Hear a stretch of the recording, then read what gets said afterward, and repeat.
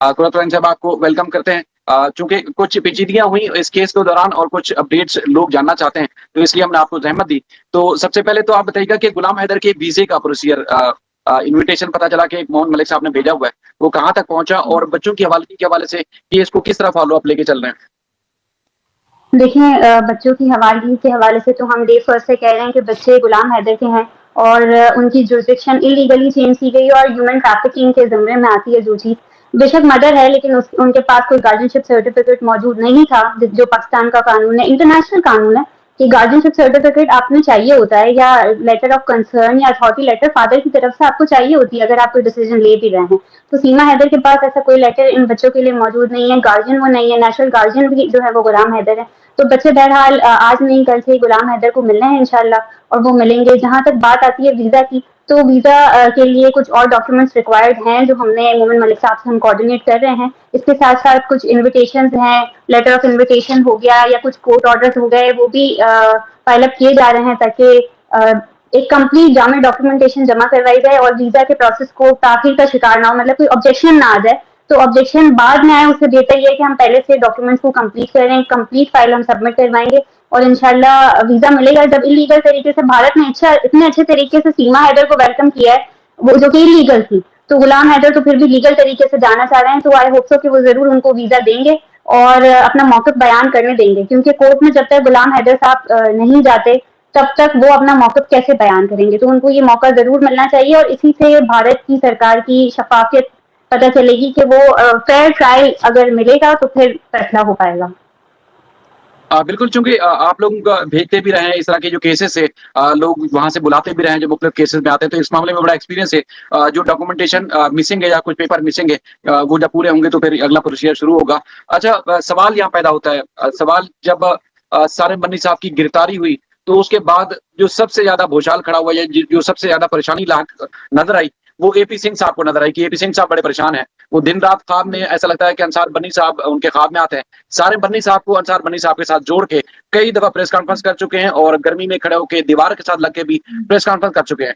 आप चूँकि एक असद रात से अंसार बन्नी साहब के ऑफिस को मैनेज करती हैं, जो गुलाम हैदर का केस है, उसको अंसार बन्नी साहब के सारे मामले को सारिम बन्नी साहब के साथ जोड़ा जा रहा है। सारिम बन्नी साहब का केस क्या है और अंसार बन्नी साहब का उनके साथ रिलेशन, और अंसार बन्नी साहब का, चूंकि आप ऑफिस चलाती हैं, उन सारे मामला को मैनेज करती हैं, उनका काम और उनकी टर्म एंड कंडीशन जो है वो क्या है, जो एपी सिंह के सवालात के बाद पैदा हुई है, उसके जवाब में आप क्या कहेंगे? देखिए सबसे पहली बात तो जैसे सिंह सरनेम एक कॉमन सरनेम है, एपी सिंह, इसी तरह बहुत सारे सिंह हैं जिसमें मुजरिम भी होंगे, बहुत सारी एक्टिविटीज में इन्वॉल्व होंगे, इसी तरह सारे सिंह सेम नहीं है, इसी तरह सारे बर्नी सेम नहीं है। तो अंसार बर्नी साहब जो हैं वो एक अलग शख्स हैं, सारिम बर्नी एक अलग शख्स हैं। जहां तक बात आती है एपी सिंह की प्रेस कॉन्फ्रेंस की, तो वो बेचारे इतने बौखलाहट का शिकार हैं कि आप उनको नाम तो छोड़ ही दें, चले उन्होंने गलती कर दी, लेकिन वो तस्वीर भी नहीं पहचान पा रहे। KG2 का बच्चा भी गधे घोड़े में फर्क कर लेता है, लेकिन उन्हें तस्वीर से भी समझ नहीं आ रहा कि दो डिफरेंट लोगों की बात हो रही है। अंसार बनी साहब बहुत डिफरेंट पर्सनालिटी रखते हैं, उनकी बड़ी मूछें हैं, गोरे चिट्टे हैं, कहने को कहा जाता है अंग्रेज की तरह दिखते हैं। दूसरी तरफ दूसरी जिस शख्सियत की आप बात कर रहे हैं, उनकी दाढ़ी सफेद है, वो दिखते हैं, वो डिफरेंट दिखते हैं, दो डिफरेंट लोग हैं। तो एपी सिंह की जो रिसर्च टीम है, मेरा उनको सलाम है। मैं भारत की सरकार से रिक्वेस्ट करूंगी कि वो जाके चेक करवाएं कि एपी सिंह को सुप्रीम कोर्ट का लाइसेंस अगर मौजूद अगर है तो वो मौजूद किस तरह से है, उन्होंने अपनी थीसिस कैसे जमा करवाई या उन्होंने अपना जो भी रिसर्च साइटेशन थी वो कैसे जमा करवाई। उन्हें दो इतनी बड़ी पर्सनालिटी के नाम का डिफरेंस नहीं पता। सेकंड बात अगर हम करते हैं अंसार बर्नी साहब की, तो अंसार बर्नी साहब इंटरनेशनली रिकॉग्नाइज्ड लॉयर हैं, जो कि सारिम बर्नी नहीं है।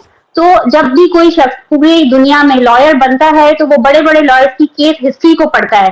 अंसार बर्नी साहब वन ऑफ दोज पीपल हैं जिनको इंटरनेशनली रिकॉग्नाइज किया जाता है एक बड़े लॉयर की सूरत में। उनके केसेस को हम लॉयर्स पढ़ते हैं पूरी दुनिया में, ठीक है। श्रीलंका ने भी उन्हें PIG की ऑनररी डिग्री दी है, तो पूरी दुनिया के लॉयर उनके केसेस को पढ़ते हैं। तो क्या एपी सिंह ने कभी एज अ लॉयर भी उनके केसेस को नहीं पढ़ा? क्योंकि दूसरे जिन शख्स की आप बात करें वो लॉयर नहीं है। इनका क्या रिश्ता है और क्या मामला है, उस पर भी मैं भी आऊंगी। पहले मैं एपी सिंह का जवाब दे दूं।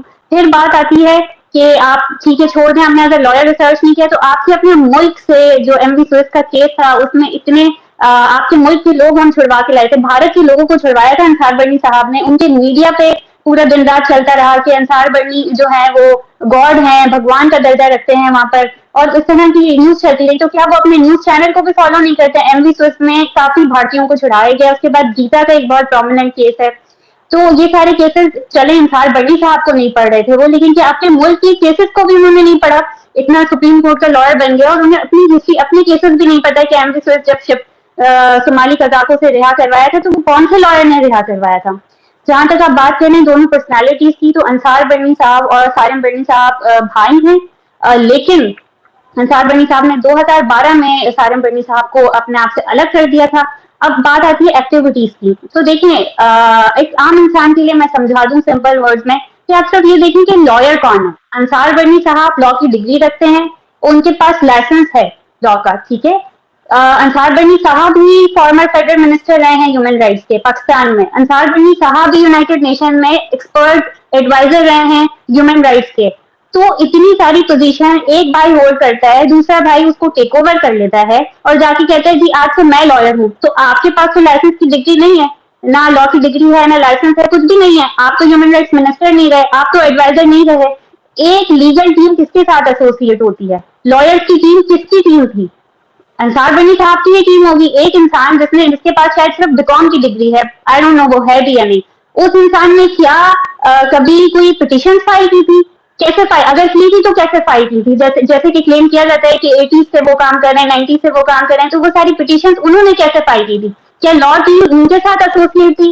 لا ٹیم ایک لائر کے ساتھ ایسوسیٹ تھی انصار برنی کے ساتھ یا سارم برنی کے ساتھ؟ یہ ان کی ٹیم کو لے کر گئے ان کے پاس سے. اس کے بعد اگر آپ دوسری چیز دیکھیں تو ہیومن رائٹس منسٹر کون تھے؟ جو ہیومن رائٹس منسٹر ہوگا وہی قیدیوں کو رہا کروا سکتا ہے, وہی ان کے کیسز کو آگے فارورڈ کر سکتا ہے. آپ کے پاس سارم برنی کے پاس وہ پوزیشن ہی نہیں تھی کبھی بھی.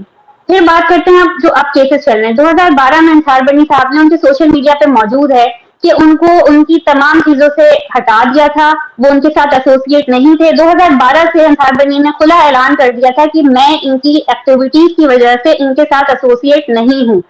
ہمیں یہاں پر انصار برنی صاحب کو اپریشیٹ کرنا چاہیے کہ چاہے بھائی تھا, چاہے گھر کا کوئی بندہ تھا, چاہے باہر کا کوئی بندہ تھا, انصار برنی صاحب نے ڈفرینشیٹ نہیں کیا. انہوں نے ویسے ہی اسٹینڈ لیا جیسے وہ ظلم کے خلاف اسٹینڈ لیتے ہیں.